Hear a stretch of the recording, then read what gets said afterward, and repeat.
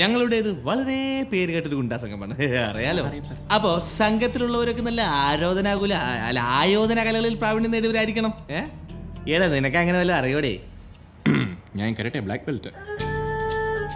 നീയോ? കണ്ടിട്ട് തന്നെ അങ്ങനെ തോന്നുന്നില്ല. തെളിയിച്ചു തരണോ? ആ തെളിയിക്കൂ.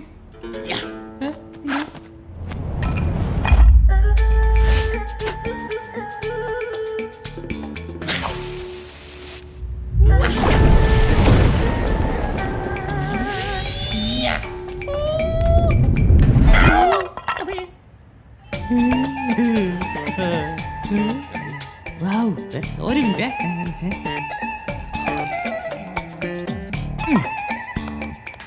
പൊട്ടിക്കടാ.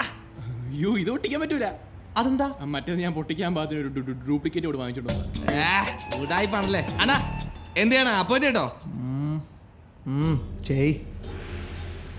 മോനെ. ഇന്ന് നിന്നെ തൽക്കാലം ഞാനൊരു ഡ്രൈവർ ആക്കാം. നാളെ നീ എന്നെ പോലെ വലിയൊരു ഗ്യാങ്സ്റ്ററായി മാറിയേക്കാം. ഒരു കാര്യം ചെയ്യ്, ദാവൂദ് ഇബ്രാഹിമിനെ മനസ്സിൽ ധ്യാനിച്ച് ഈ താക്കോൽ അങ്ങോട്ട് എന്നിട്ട് അണ്ണന്റെ കാലിൽ പോയി അങ്ങോട്ട് വീഴുക. ആശീർവാദമൊന്നും വേണ്ട. ആദ്യം നീ പോയി നമ്മളെ ഒറ്റിയതാരാണെന്ന് കണ്ടുപിടി. ഇതുവരെ ഒരുത്തനും വരാത്ത നമ്മുടെ സാമ്രാജ്യത്തിലേക്ക് പോലീസ് എങ്ങനെയാണ് കൃത്യമായി എത്തിയതെന്ന് നീ പോയി കണ്ടുപിടിക്കണം. കേട്ടല്ലോ? അതാണ് നിന്റെ ആദ്യത്തെ പണി.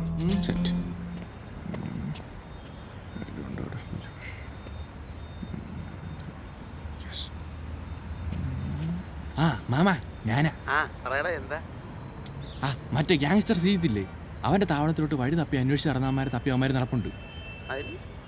അതിനാ ഞാൻ അവന്മാരെയും കൂട്ടിക്കൊണ്ട് അങ്ങോട്ട് വരും. എങ്ങോട്ട്? പിന്നെ മറ്റേ കാര്യം മറക്കരുത്. മറ്റേ തലജിത്ത് വേതാളത്തിൽ ചെയ്ത പോലെ മറ്റേ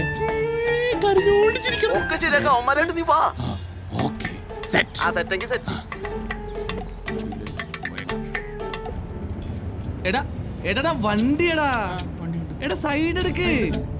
എടാ ഗിയർ മാറ്റുമ്പോ സൗണ്ട് എടുക്കല്ലേ, മര്യാദക്ക് ചവിട്ട്. സൈഡ് പിടി. അറിയാന്നുള്ള പണി ചെയ്യും. അവൻ ചെയ്യട്ടെ, അവൻ അറിയാന്നുള്ള പണി. കേട്ടോ? കൂടുതൽ ഉസ്തല്ലേ? നിനക്ക് ഉറപ്പാണോ അതവനാണെന്ന്? എന്റെ അണ്ണ എനിക്ക് 100% ഉറപ്പാ. അവരെന്റെ വീടിന്റെ അടുത്താ താമസിച്ചുകൊണ്ടിരുന്നത്. പോരാത്തതിന് അവന്റെ മോളെ കെട്ടിയിരിക്കുന്നത് പോലീസുകാരനാണ്. അങ്ങനെ പറ്റിച്ച പണിയാ. അവന്റെ ഗൾഫ് ഇടിച്ചാണ് കുന്നംകുളാക്കും. നല്ല കാര്യത്തിന് പോകുമ്പോ കേൾക്കാൻ പറ്റിയ പാട്ട്. അണ്ണാ ഇത് ബ്ലൂടൂത്ത് അല്ലേ? ഞാനേ എന്റെ ഫോൺ കണക്ട് ചെയ്യാം. എന്നിട്ട് നമുക്ക് മറന്നോ മസ് മറന്നോ ഡഫ് തറന്നോ അങ്ങനത്തെ ഒരു പാട്ടൊക്കെ ഒന്ന് കേട്ടങ്ങ് പോവാം.